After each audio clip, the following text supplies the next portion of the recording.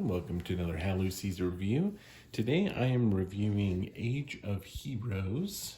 This is published by WizKids and is for 2 to 5 players, ages 14 and up, and takes about an hour and a half to play. So first things first, I just have to say I love the artwork of this cover and throughout the game. On the cards, on these awesome cardboard tokens here representing the different enemies that you'll face, as well as the player boards here. They all have this really cool like watercolor artwork on it, and it is really cool. For some reason though, the Wolverine here, like the yellow seems to kind of, as watercolor tends to do, it kind of bleeds in here, I think. I don't know, it just, he looks yellow, his face looks yellow, it looks odd to me, but other than that, I really like the cover, and the artwork in here is really cool. So that is a big plus. It seems like a very unique type of artwork for this genre or type of game. I have seen, kind of that watercolor artwork in some other games, but it's mostly like nature type games. And so it's really kind of cool to see that. I mean, just look at the back of these cards here. Look how cool that is. Like, these could totally just be framed pieces of artwork. You see some of the cards here. Just really cool artwork throughout this entire game. So that is one of the things that I really like about the game, first and foremost. The other thing, there is a ton of content. I can't fit it all on the screen here. We have just tons and tons of content within this game. So we have lots and lots of cards. There's all sorts of different enemy. These are all really nice, thick cardboard token or cardboard cards, these big puzzle-like pieces that you'll use throughout the game. And the game has 3 kind of main scenarios that you can play through, but each of those scenarios has a lot of variability to it as well. So we just have, that's one stack. Here's another stack of some of the characters, some of the enemies, villains that you'll be facing. We got some other ones set up here for the beginner game here, and by no means am I going to try to cover all the rules or things like that, but yeah, as far as the quality of the components and everything in this game, I think are actually just really good. And the characters here, pretty interesting. So I'm starting to see more and more of this, especially from WizKids. But these kind of acrylic pieces here that are actually double-sided as well. And one thing that's really nice about these is that you can easily push them in these little standees and pull them out. And it's really nice. If you've ever tried with these little cardboard standees, sometimes trying to shove these bits of cardboard into here, and you mess this up, and sometimes you can't even get them out, and so you're storing them in there with the standees. That's one big plus for these little standees. So very easy, just pop these off and on, and they stay really well too. So very cool. Full color, double-sided, front and back standees, which is really cool. Again, I have to point out Wolverine here. I feel bad for Wolverine. This one just feels awkward to me. The proportions seem really kind of off. So anyway, that's one thing that in this one, the cover, there's a card, like the board for Wolverine and everything looks great. Looks great. I don't know, the cover and his standee just don't feel right to me, which is kind of weird. But anyway, let's see. Quality of the cards and components. Again, you have great artwork throughout all of the cards. The cards are good quality.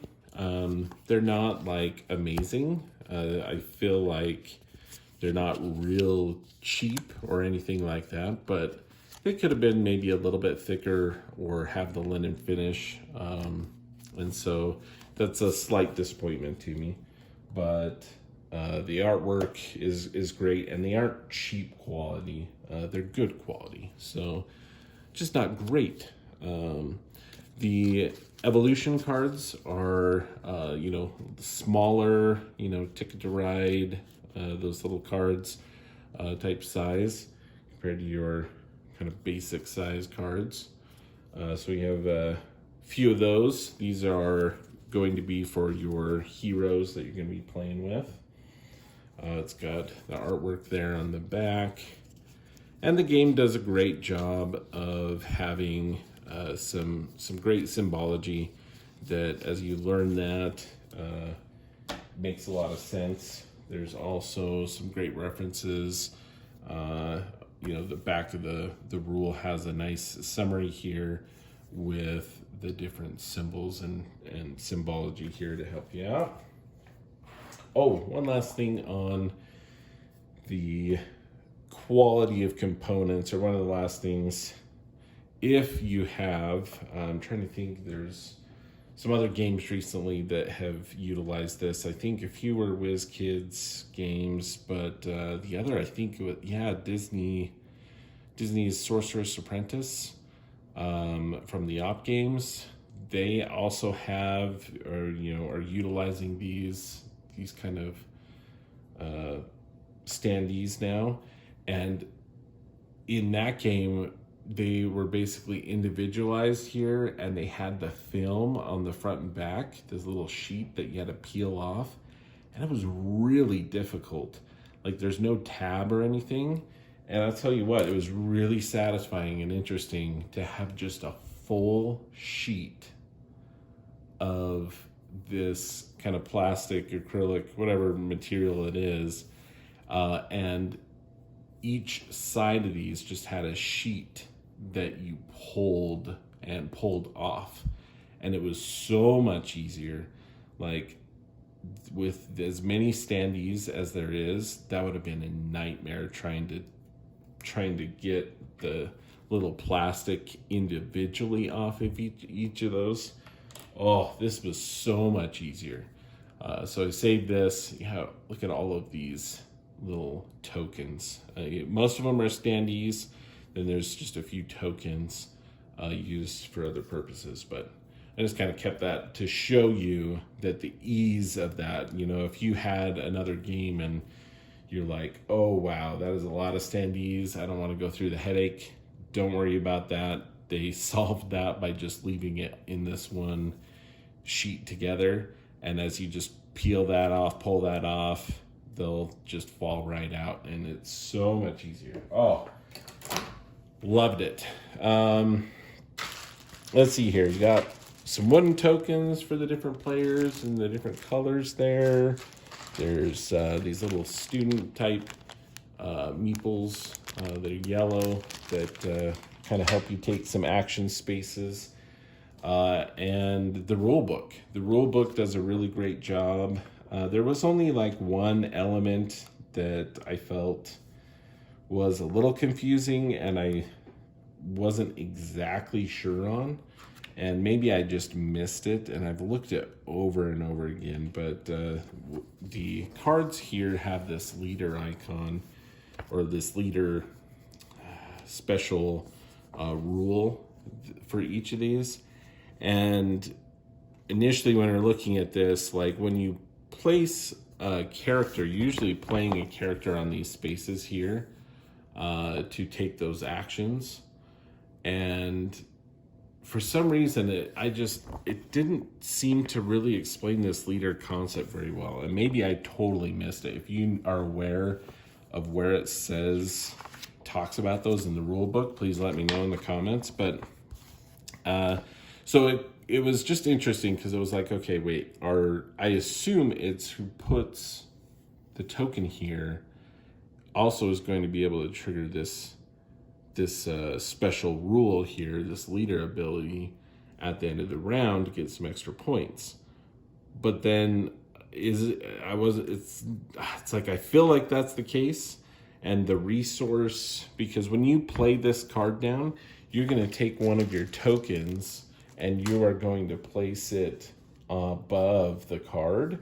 And so when anyone uses that card, you get the like a special bonus from the space above it, whatever that bonus may be. And so I'm pretty sure it's tied to that, and the leader ability is tied to this. It wasn't really clear. I didn't feel like it explained it very well. But other than that, I feel like it does a great job at explaining everything else. So it's got a lot of good examples, and, images and everything. Oh, I have to show you one more of my favorite kind of pieces of art. Isn't that awesome? Okay. So that's the components, right? We got some other tokens that we'll utilize for the game for different reasons. Oh, you also have the board here. It's basically a placeholder for the most part. You got a turn order track here. You have scoring, which you'll keep track of down here.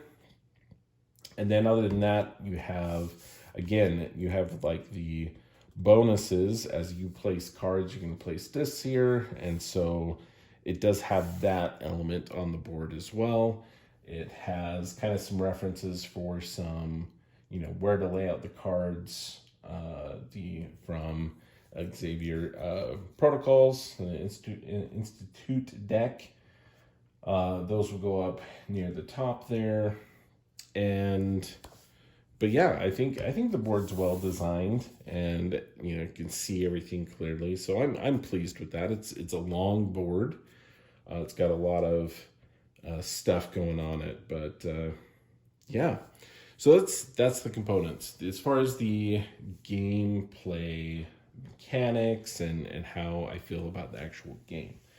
Number one, this is designed by Rodney Thompson. He co-designed Lords of Waterdeep, which is one of the best worker placement games out there, I think, and really enjoy Lords of Waterdeep.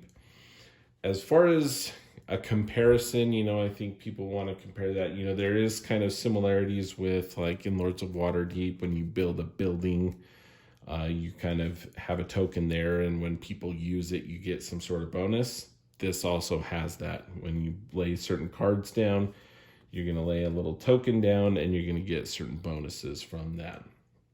You are collecting kind of resources. In this case, you are collecting willpower, mental, and physical attributes here, and spending those to damage or take out these villains.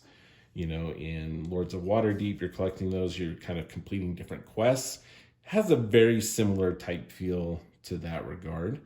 But each of these are going to be a little bit different that come up. Everyone's has these as options. You're working together. Lords of Waterdeep, I feel like you have, with the expansion and in the base game as well, you kind of have secret kind of things that you're trying to do. This doesn't really have that element, but it does have a lot more kind of, specific things to your characters and what you're doing. That comes from either these are double-sided as well. So this is kind of your basic one. You'll be able to play some evolution cards and everything there. But then you have a more kind of advanced, or like the regular, they call it the advanced version, but special abilities. So like you will choose to play either with or without that.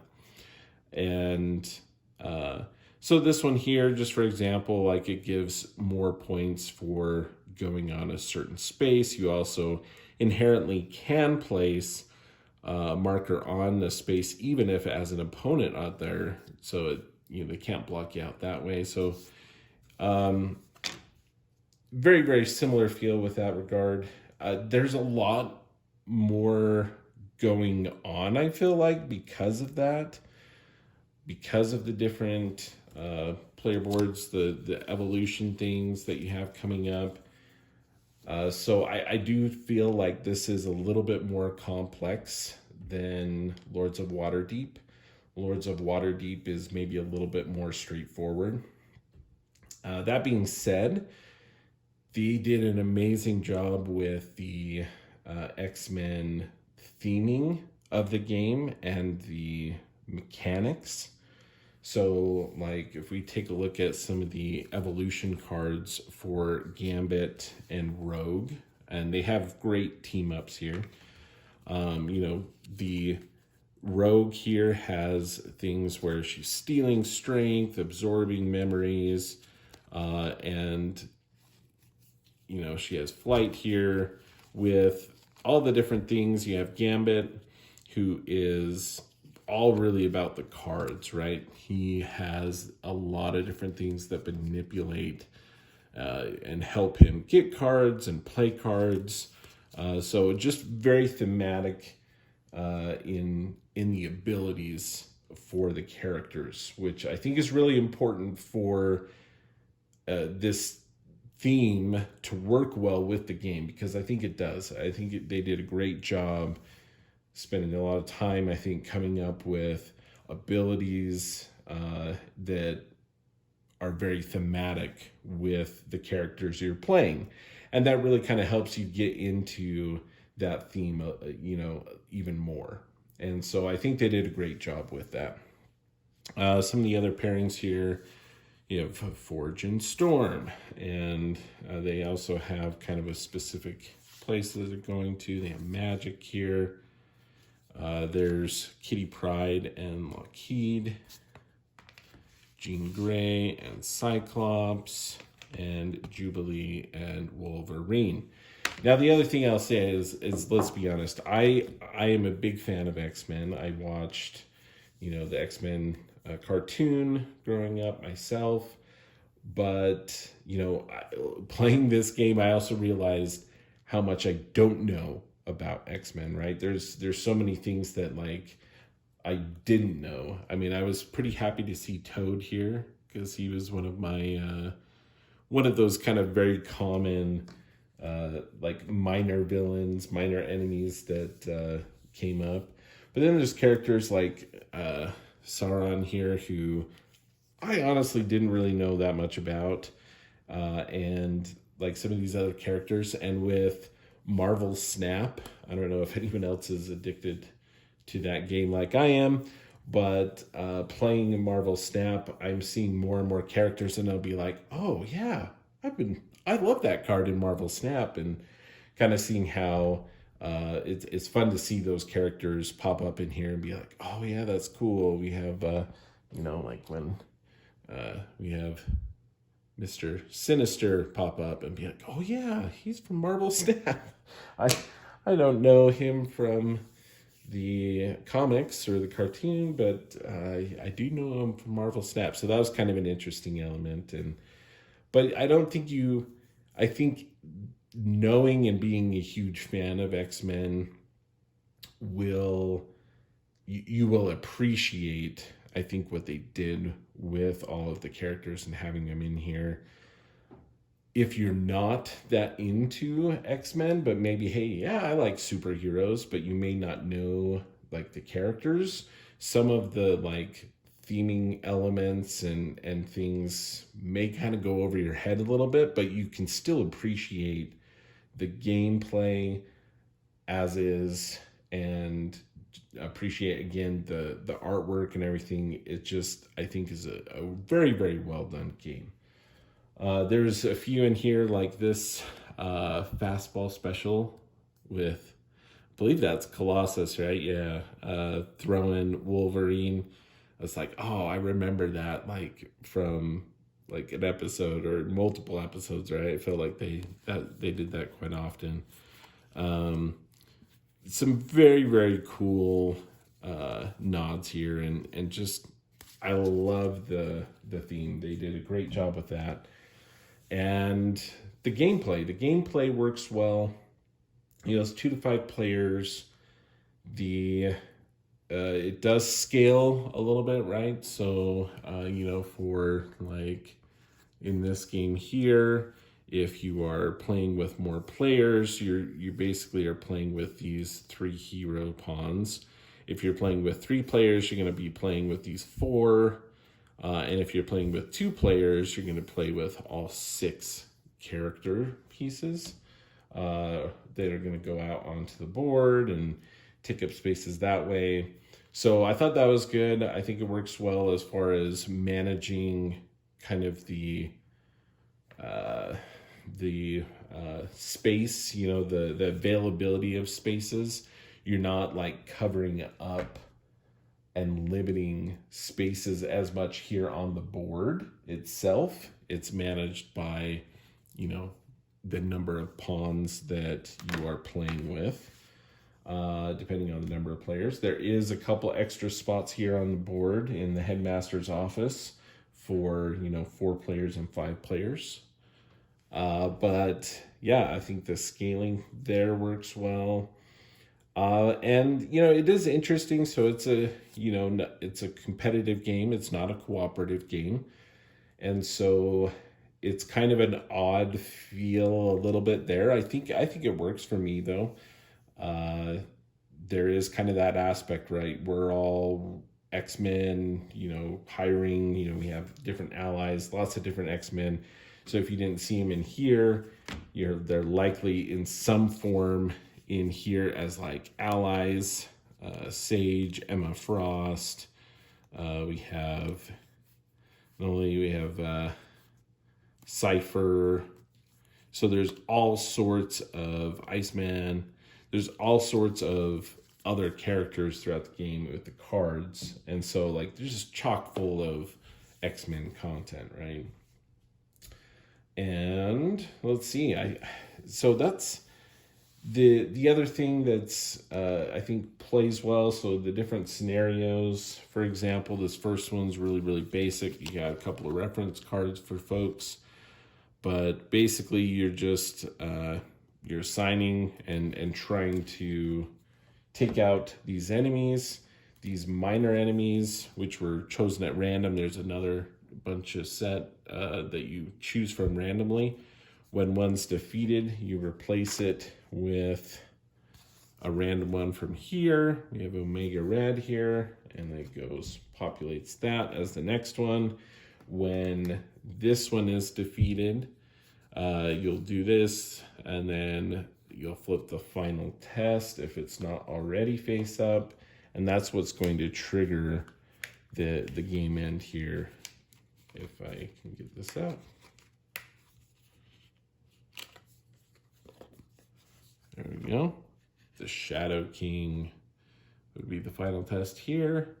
And then that will trigger the end of the game as well. So yeah, that is Age of Heroes and some of my thoughts on it. I hope this video is helpful. You got to see a lot of the components of the game and talk about the mechanics here. I think it does have some really good, lends itself to really good strategic type thinking and planning. There's some good kind of synergies that you will want to set up with, getting your evolution cards out. In certain cases, you'll, want to, some other characters like to kind of play off of the evolution cards, and you want to get those out as quickly as you can. Others, different strategies here of, being able to manage those cards and getting the different resources, if you will. There's multiple spaces, on the board here, just getting resources. But then there's others of playing event cards or playing allies, playing team up cards down here. And yeah, it's just, there's a lot going on, but it's really well done.